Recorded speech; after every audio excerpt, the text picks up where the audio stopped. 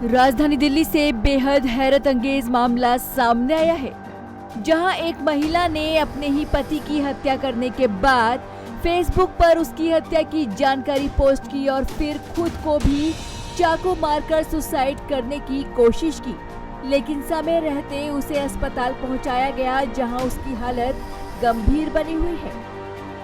मामला साउथ दिल्ली के छतरपुर इलाके का है। मृतक की पहचान 37 वर्षीय चिराग शर्मा के रूप में हुई है। वहीं घायल पत्नी की पहचान रेणुका शर्मा के रूप में हुई है। मृतक चिराग हरियाणा के यमुनानगर का रहने वाला है और रेणुका मध्य प्रदेश के उज्जैन की रहने वाली है। बताया जा रहा है कि दोनों की 7 साल पहले लव मैरिज हुई थी और दोनों यहाँ किराए पर रह रहे थे, लेकिन इतने सालों बाद भी अभी तक दोनों माता पिता नहीं बन पाए थे और इसी बात को लेकर दोनों पति पत्नी झगड़ते रहते थे और दोनों के बीच में तनाव बना रहता था।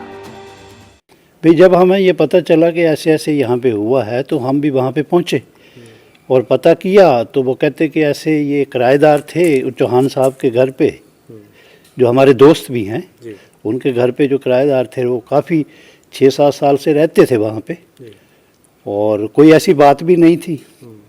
तो यही पता लगा कि उन लोगों ने क्या नाम सुसाइड करा है। लड़की ने पहले उसको मारा है, हस्बैंड को, फिर खुद को उसने वो क्या नाम मारने की कोशिश की है या मारा है। ये हमें इसकी सूचना मिली थी, पता लगा था। अच्छा, मारने के बाद क्या उसने फेसबुक पे पोस्ट भी डाला? हाँ, उसने पोस्ट डाला, जो हमने सुना है। जी जी जी। ना तो हमें उसने देखा है, लेकिन हमने जो सुना है कि उसने पोस्ट डाला उसमें फेसबुक पे जी। तो उसमें ये लिखा कि मैंने हस्बैंड का मर्डर कर दिया है और अब मैं मरने जा रही हूँ। ये सूचना हमें मिली। पति पत्नी का जो उनका जीवन था, जो जैसा आपको पता लगा, क्या उनके बच्चे नहीं थे जिस बात को लेकर झगड़ा होती थी?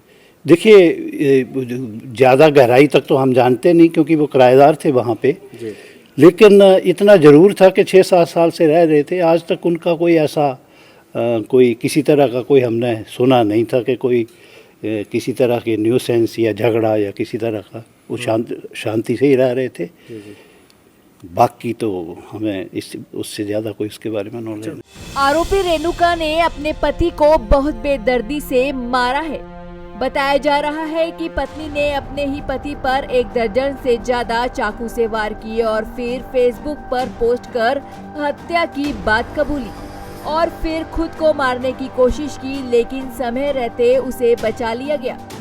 अब आरोपी रेणुका एम्स में आईसीयू में भर्ती है, जहां उसकी हालत गंभीर बनी हुई है। दरअसल पेट्रोलिंग कर रही पुलिस को पीसीआर पर कॉल आई थी, जिसके चलते समय रहते पुलिस मौके पर पहुंच गई। फिलहाल पुलिस ने मामला दर्ज कर लिया है और दोनों के घर वालों को सूचित कर दिया है।